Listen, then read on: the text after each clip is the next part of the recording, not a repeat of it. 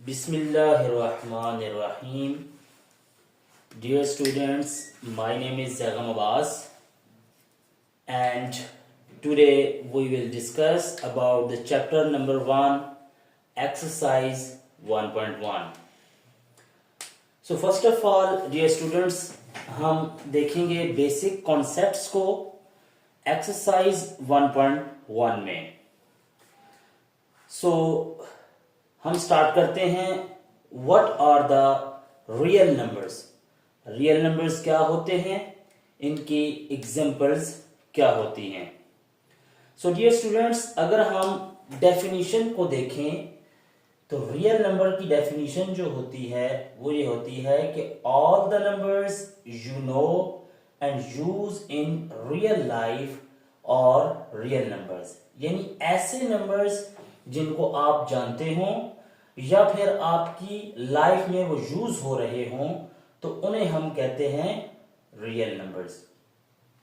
So the next point is that all the numbers you can draw on a number line, यानी ऐसे numbers जो आप number line के ऊपर draw कर सकते हैं. जैसे कि मैंने एक नंबर लाइन ड्रॉ की और नंबर लाइन के ऊपर नंबर्स ड्रॉ किए. सो डियर स्टूडेंट्स, अगर हम देखें तो इन रियल नंबर्स में क्या क्या चीजें इंक्लूड होती हैं. सबसे पहले हमारे पास है होल नंबर्स. होल नंबर्स को हम लिखते हैं कैपिटल W के साथ और होल नंबर्स में आते हैं 0, 1, 2, 3 अप टू सो ऑन. तो ये हमारे पास क्या कहलाते हैं, होल नंबर्स कहलाते हैं. The second one is that integers. Integers को हम कैपिटल Z के साथ डिनोट करते हैं और ये नंबर्स हमारे पास स्टार्ट होंगे 0 plus minus 1 plus minus 2 plus minus 3 up to so on. Similarly हमारे पास थर्ड जो होते हैं वो फ्रैक्शंस होते हैं, यानी ऐसे नंबर्स जिनको हम ओवर की फॉर्म में या डिवाइड की फॉर्म में लिखते हैं. जैसे कि मैंने लिखा 1/2, 3/2, 5/7. इसी तरह के नंबर्स जो हमारे पास होते हैं वो फ्रैक्शंस कहलाते हैं. Now the fourth one is that decimals. ऐसे नंबर्स जिनमें पॉइंट यूज हो रहा हो हम उनको डेसिमल्स कहते हैं. जैसे कि मैंने लिखा 1.2, 3.4, 5.9. इसी तरह से हमारे पास फिफ्थ नंबर पे आते हैं रैशनल नंबर, यानी ऐसे नंबर जिनको हम P/Q की फॉर्म में लिख सकते हैं. P/Q की फॉर्म में कैसे, जैसे कि 3/2, 1/2, 5/2. इस तरह के नंबर्स हमारे पास जो हम P/Q की फॉर्म में लिख सकें उन्हें हम कहते हैं rational numbers. So the last one is that irrational numbers, यानी ऐसे नंबर्स जिनको हम सिंपल फ्रैक्शन की फॉर्म में नहीं लिख सकते. जैसे कि पाई, e√2, यानी ऐसे नंबर्स जिनको हम P/Q की फॉर्म में नहीं लिख सकते उन्हें हम कहते हैं irrational numbers. So dear students, इसके बाद हम डिस्कस करेंगे कि what is the rational number. Rational number क्या होता है.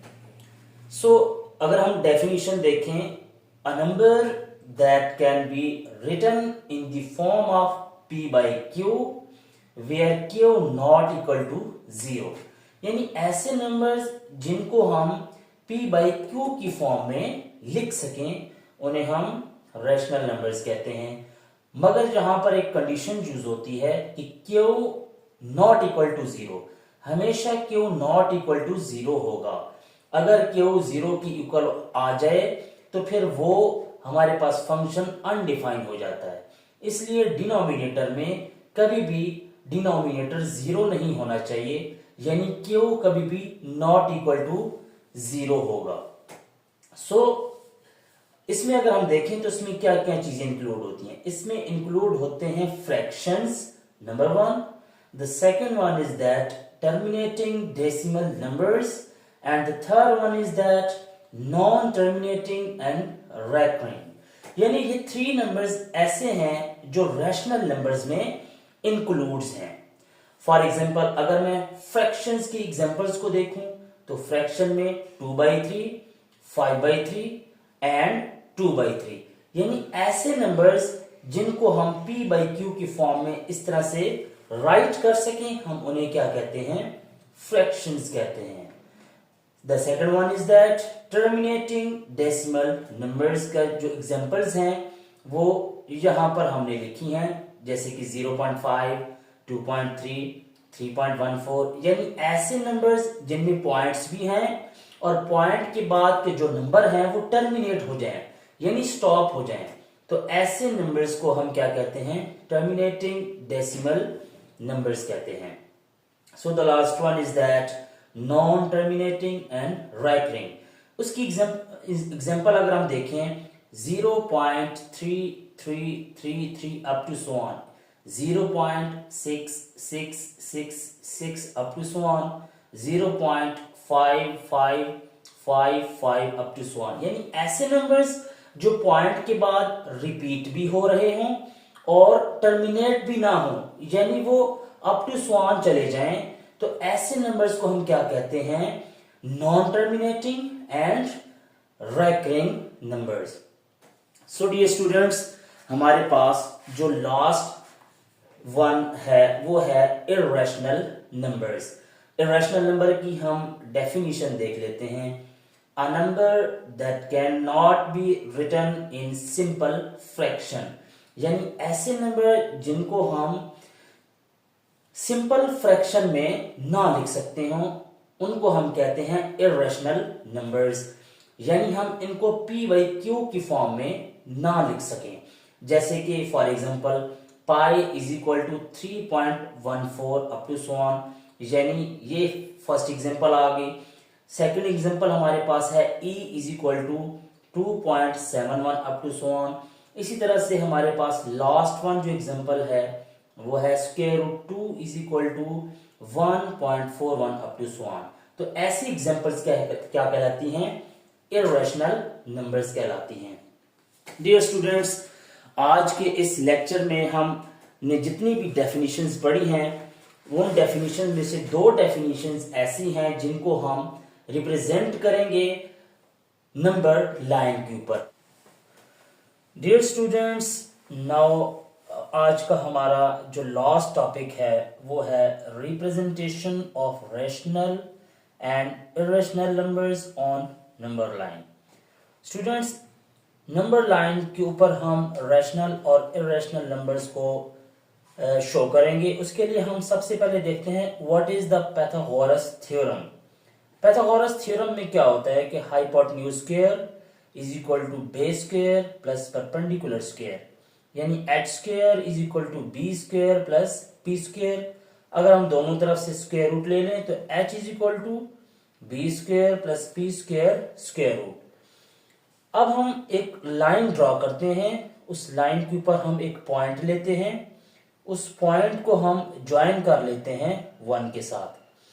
अब हमारे पास पाइथागोरस थ्योरम क्या कहता है कि अगर b और p की वैल्यू हमें नॉन हो तो हम हाइपोटेन्यूज निकाल सकते हैं।